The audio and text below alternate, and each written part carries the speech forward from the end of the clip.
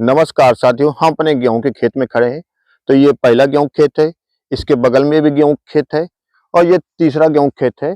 और ये जो चौथा खेत देख रहे हैं, इसमें चना और सरसों बोया हुआ है। तो इन तीनों खेतों में हमने अलग अलग विधियों से गेहूं की बुआई की है। इस खेत में पहले धान था, धान की कटाई हाथ से कराई। इसके बाद सुपर सीडर से हमने गेहूं की बुआई करा दी। इस खेत में धान था, तो इसकी पहले हमने हार्वेस्टर से कटाई कराई।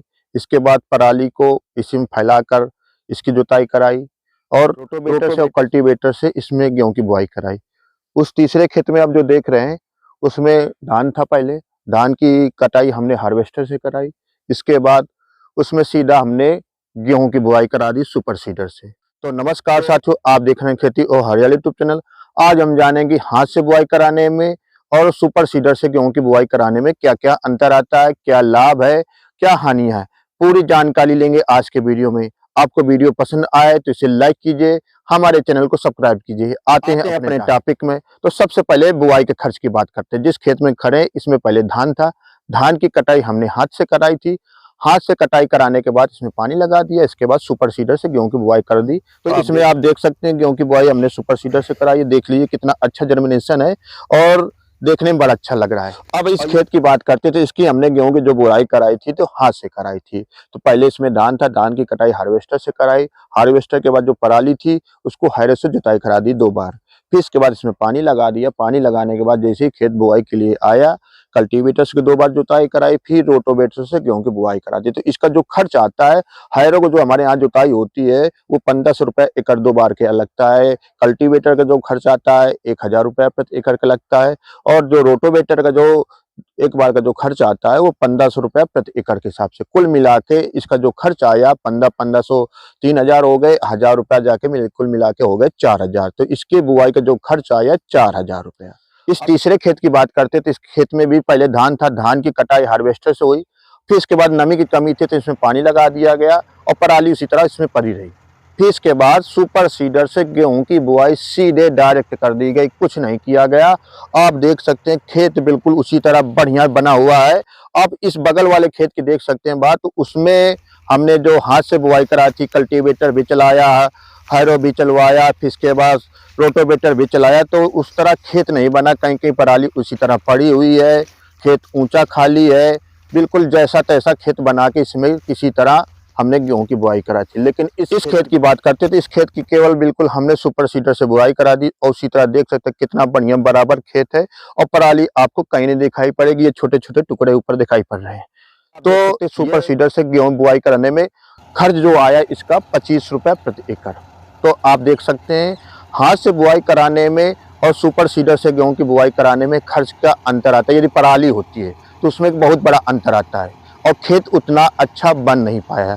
तो सबसे पहला बुआई में खर्च का अंतर आता है।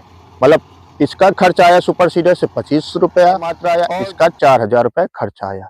तो सबसे बड़ा अंतर तो यही होता है कि बुआई कराते समय यदि पराली होती है तो उसमें बड़ा खर्च का अंतर आ जाता है। तो एक लाभ ये हो गया। अब दूसरे लाभ की बात करते हैं। सुपर सीडर से या सीडर से गेहूं की बुआई करते हैं तो हाथ की बुआई की अपेक्षा उसमें बीज कम लगता है। जैसे आपको 1 एकड़ की बात करते हैं, सुपर सीडर से या सीडर से जो गेहूं की बुआई करते हैं, 1 एकड़ में 40 से 45 किलो लगता है।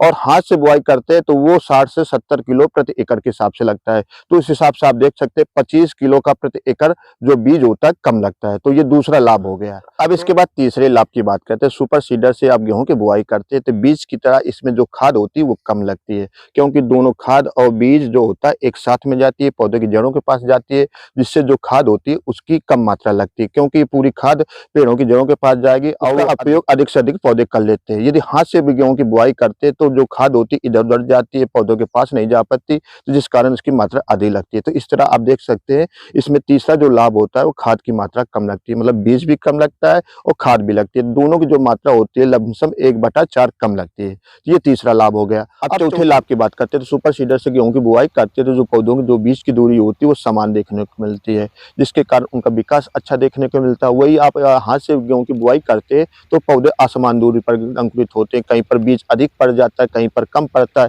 और कहीं कहीं पर पड़ता नहीं, जिसके कारण जो पौधों की जो दूरी होती है असमान होती है, जिससे उनका विकास अच्छा नहीं देखने को मिलता है।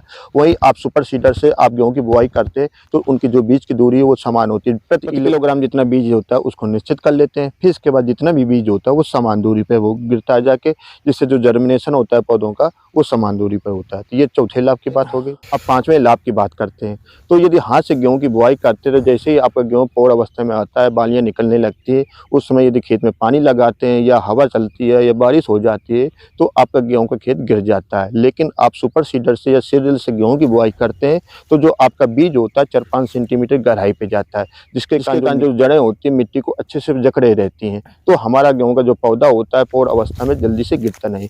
तो ये बहुत बड़ा लाभ होता है। यदि हमारी गेहूं की फसल गिर जाती है तो जिसको उत्पादन होता है बहुत कम देखने को मिलता है। तो सबसे बड़ा तो लाभ हमको यही लग रहा है कि हमारी गेहूं की फसल जल्दी से गिरती नहीं। तो ये पांचवें लाभ की बात करते हैं।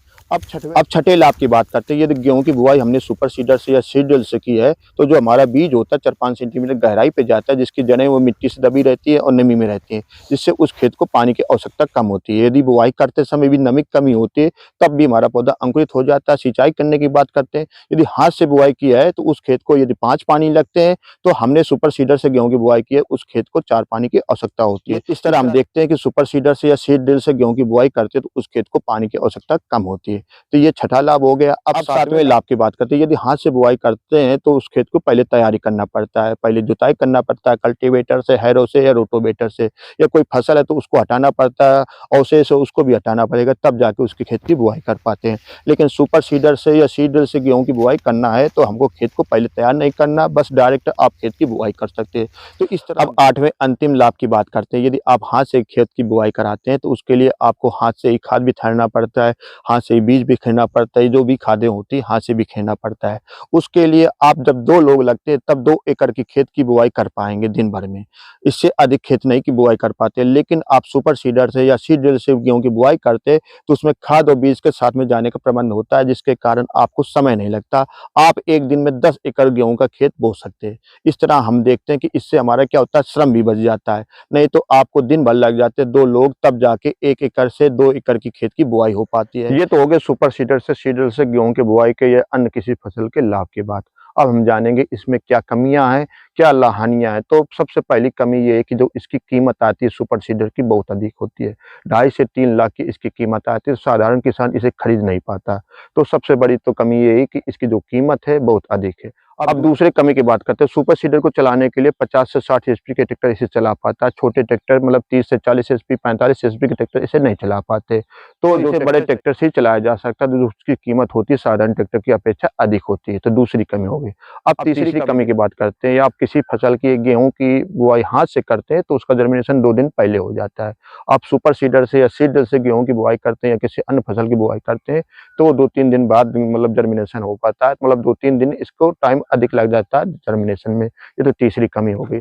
अब चौथी कमी की बात करते हैं। सुपर सीडर से या सीड ड्रिल से गेहूं की बुआई करते हैं, किसी अन्य फसल की बुआई करते हैं तो चलाते चलाते जो बीज गिरने के जहाँ होता है वहां पे अवरोध आ जाता है, जिसके कारण बीज गिरना बंद हो जाता है या खाद भी गिरना बंद हो जाते हैं। तो आपको पता ही नहीं चल पाएगा कि आपका बीज गिर रहा है, आपका खाद गिर रही है कि नहीं गिर रही, और आपकी बुआई होती चली जा रही। तो बाद में आपको पता चलता है जब आपका जर्मिनेशन होता है कि वहां पर बीज ही नहीं गिरा। जब आप बुआई कर रहे हैं तो लगातार इसकी निगरानी की जरूरत होती है कि आपका बीज गिर रहा है कि नहीं गिर रहा है। तो ये कमियों की बात हो गई। जो इसमें लाभ है कमियों के मुकाबले कहीं नहीं टिकते, मतलब जो लाभ है वो अधिक देखने को मिलता है, जो कमियां है वो छोटी होती हैं। तो आप अपनी फसलों की गेहूं, जौ, बाजरा, मक्का, तिली, उड़द, मूंग जो भी फसलें हैं सुपर सीडर से या सीड ड्रिल से बुआई करते हैं तो जो उसका उत्पादन होता है 10 से 20%, 15% अधिक देखने को मिलता है। आपको वीडियो कैसा लगा? आपको वीडियो पसंद आए तो इसे लाइक कीजिए, हमारे चैनल को सब्सक्राइब कीजिए। मिलते हैं किसी अन्य वीडियो के साथ। जय हिंद, जय भारत, जय किसान।